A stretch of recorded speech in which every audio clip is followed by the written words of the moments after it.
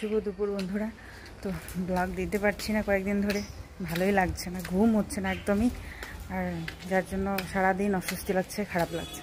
তো সোনুকে স্কুলে পাঠিয়ে দিয়েছিলাম সকালবেলা, ও স্কুল থেকে চলে আসলো, আমি ঘরে কাজকর্ম সেরে রান্না বান্না করে রেখেছি।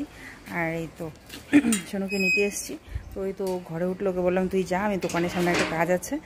দোকানে গিয়েছিলাম ওই যে সোনুর কম্পিউটার যে বুক সেটা প্রিন্ট আউট করতে, বুক অ্যাভেলেবেল ছিল না, তো যার জন্য প্রিন্ট আউট করে এটাকে বাইন্ডিং করা হলো।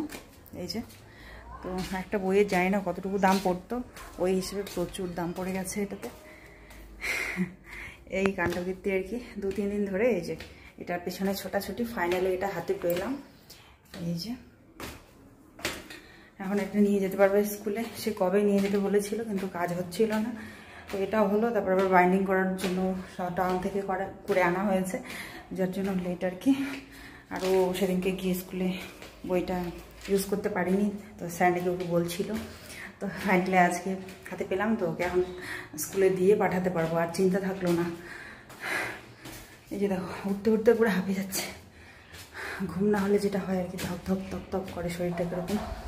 তখন যাবো, ছেলেকে স্নান করিয়ে খাইয়ে দিয়ে আমি কোটা খাও, খেতে পেয়ে গেছে প্রচণ্ড।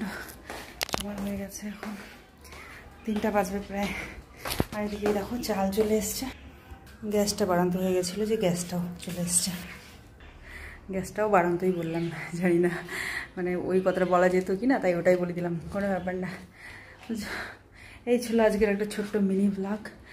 তো দেখি আস্তে আস্তে সম্ভব যখন হবে ঠিক তোমাদের সঙ্গে ব্লগ শেয়ার করে দেবো। পুরানা ব্লগ আছে একটা, এই তো তোমার এই কম্পিউটার কপিটা, সেটা বুকটা নিয়ে আসলাম পাপা, এটাতে এখন পড়তে পারবে।